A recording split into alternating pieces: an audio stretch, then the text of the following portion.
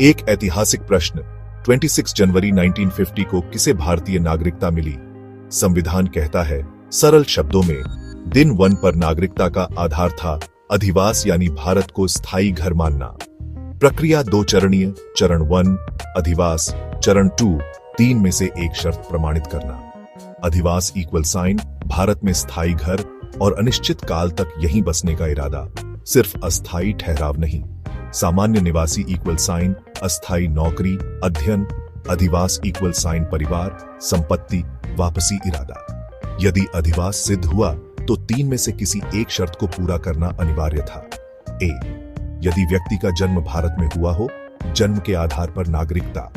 B, यदि उसके माता पिता में से कोई एक भारत में जन्मा हो, रक्त संबंध के आधार पर। सी, या यदि वह 26 जनवरी 1945 से 26 जनवरी 1950 तक सामान्य रूप से भारत में निवास कर रहा था, 5 साल पूरा। अधिवास सिद्ध करने के लिए संपत्ति के कागजात, राशन कार्ड, स्कूल नियोक्ता के पत्र या गवाह प्रस्तुत किए जा सकते थे। सार 1 अधिवास प्रमाण, 2 ए, बी, सी में से चयन, 3 दस्तावेजी प्रमाण। अनुच्छेद 6 और 7 विशेष प्रवासन से जुड़े, जिन्होंने 19 जुलाई 1948 से पहले भारत आकर सामान्य निवास बनाया, वह सीधे नागरिक माने गए। बाद वालों के लिए पंजीकरण समय सीमा लागू। अनुच्छेद 7 ने उन लोगों को संबोधित किया जो भारत से पाकिस्तान गए और बाद में पुनर्वापसी पर पंजीकरण से अधिकार पा सकते थे। अनुच्छेद 8 भारत के बाहर रहने वाले भारतीय मूल के लोगों को उनकी राजनयिक मंडली में पंजीकरण से अधिकार दिया गया। अनुच्छेद 9 ने एकल नागरिकता सिद्धांत बताया, यदि कोई स्वेच्छा से विदेशी नागरिकता ग्रहण करे तो भारतीय नागरिकता स्वतः समाप्त। अनुच्छेद 10 बताता है कि प्राप्त नागरिक संसद के बनाए कानूनों के अधीन होंगे। अनुच्छेद 11 संसद को नागरिकता कानून बनाने का अधिकार देता है, जिससे 1955 का नागरिकता अधिनियम बना।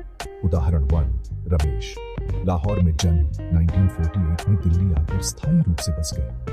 अधिवास स्पष्ट, माता पिता का जन्म भी अविभाजित भारत में था। 26 जनवरी 1950 को वह स्वतः नागरिक बन गए।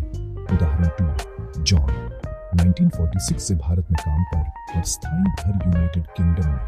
अधिवास की कमी और 5 साल पूरा न होना, उसे 26 जनवरी 1950 को नागरिकता नहीं मिली। इस तरह अनुच्छेद 5 ने उस समय की असाधारण परिस्थितियों में न्यायपूर्ण और समावेशी आधार तय किया। नागरिकता का संबंध जमीन और निश्चय से था। अब चलिए 30 सेकंड में संक्षेप करते हैं और कार्रवाई बताई जाए। संक्षेप, 26 जनवरी 1950 को नागरिकता का आधार था अधिवास यानी भारत में स्थायी घर और अनिश्चित काल तक रहने का इरादा। ए, यदि जन्म भारत में। बी, यदि माता पिता भारत में जन्मे। या सी, पिछले 5 साल सामान्य निवास। अनुच्छेद 611 ने विभाजन, विदेश में भारतीय मूल, एकल नागरिकता और संसद की शक्ति जैसी विशेष स्थितियां कवर की। नतीजा, दिन 1 पर नागरिकता उन्हीं को मिली जिनका भारत से स्थायी और प्रमाणित संबंध था। अगर आपको यह स्पष्टीकरण उपयोगी लगा तो इसे शेयर करें और ऐसे सरल कानूनी विश्लेषणों के लिए चैनल को सब्सक्राइब करें। अगले वीडियो में हम अनुच्छेद 611 और 1955 अधिनियम के प्रमुख प्रभावों को विस्तार से देखेंगे। लिंक नीचे।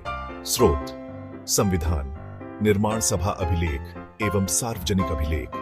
जुड़े रहिए, ज्ञान बांटिए। धन्यवाद।